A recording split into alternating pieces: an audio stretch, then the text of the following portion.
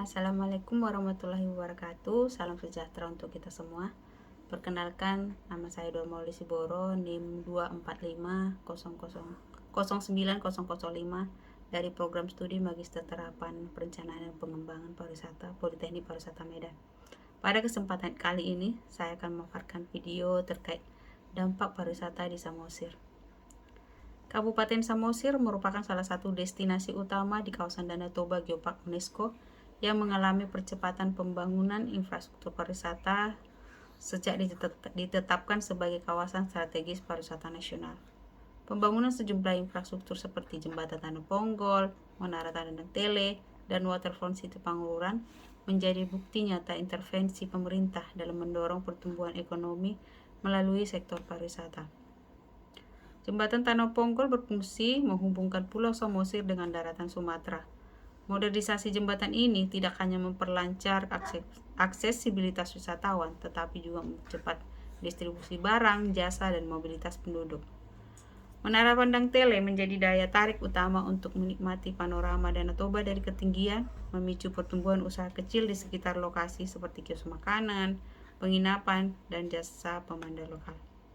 Waterfront City Pangururan dikembangkan sebagai ruang publik sekaligus area wisata air yang meningkatkan citra estetika dan kebersihan kota, serta mendukung konsep wisata berkelanjutan di tepi danau.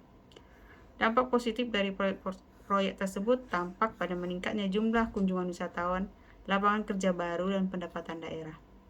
Data BPS 2024 menunjukkan bahwa kunjungan wisatawan ke Samosir meningkat lebih dari 25% pasca pembangunan infrastruktur yang utama tersebut.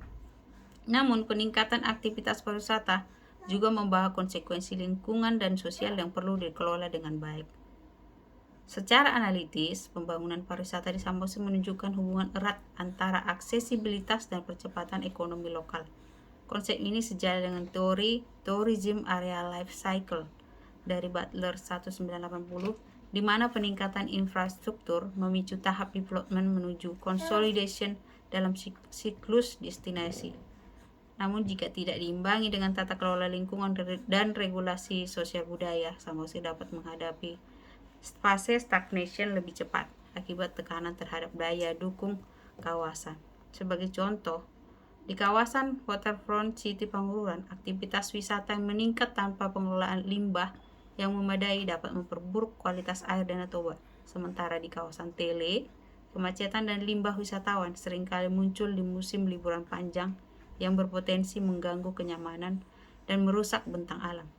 Dalam konteks ini, pembangunan jembatan Tanah Ponggol dapat dilihat sebagai pedang bermata dua, yakni membuka peluang ekonomi sekaligus mengubah pola ruang dan tekanan terhadap ekosistem perairan. Oleh karena itu, diperlukan strategis berbasis sustainable tourism management, seperti pengaturan zona wisata, pendidikan lingkungan bagi masyarakat, dan penerapan carrying capacity berbasis data geospasial atau GIS. Saya akan menjelaskan dampak positif dan negatif pariwisata di Samosir. Dari aspek ekonomi, dampak positifnya adalah peningkatan pendapatan masyarakat lokal, seperti munculnya usaha UMKM, hotel, dan kuliner. Sedangkan dampak negatifnya adalah ketimpangan ekonomi antara kawasan wisata utama dan daerah non-wisata. Dari aspek sosial budaya, dampak positifnya adalah revitalisasi budaya Batak melalui event wisata, misalnya Festival Danau Toba. Dampak negatifnya, komersialisasi budaya dan perubahan nilai sosial masyarakat lokal. Dari aspek lingkungan, dampak positifnya mendorong konservasi danau dan kebersihan destinasi. Sedangkan dampak negatifnya adalah polusi air dan sampah akibat wisata massal dan juga alih fungsi lahan. Dari aspek infrastruktur, aksesibilitas meningkat melalui jalan, jembatan, dan fasilitas publik baru. Dampak negatifnya, tekanan terhadap ruang hijau dan potensi urbanisasi cepat di sekitar Pangururan. Dari perbandingan tersebut dapat disimpulkan bahwa keberlanjutan pariwisata Samosir sangat bergantung pada keseimbangan antara pembangunan fisik dan pelestarian lingkungan serta budaya lokal. Di sini dapat mengambil kesimpulan, pariwisata di Samosir telah membawa dampak multidimensional, yakni ekonomi tumbuh, budaya terangkat, dan infrastruktur berkembang, namun juga memunculkan tantangan baru berupa tekanan ekologis dan sosial.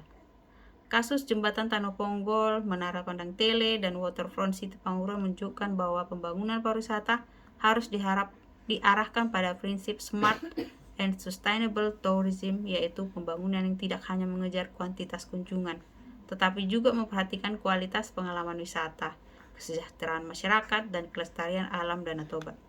Kunci keberhasilan pariwisata Samosir ke depan terletak pada sinergi antara pemerintah, masyarakat lokal, dan pelaku swasta dalam membangun tata kelola destinasi yang inklusif dan kelanjutan, sehingga Samosir tidak hanya menjadi destinasi unggulan nasional, tetapi juga model pengembangan pariwisata berwawasan lingkungan di Indonesia.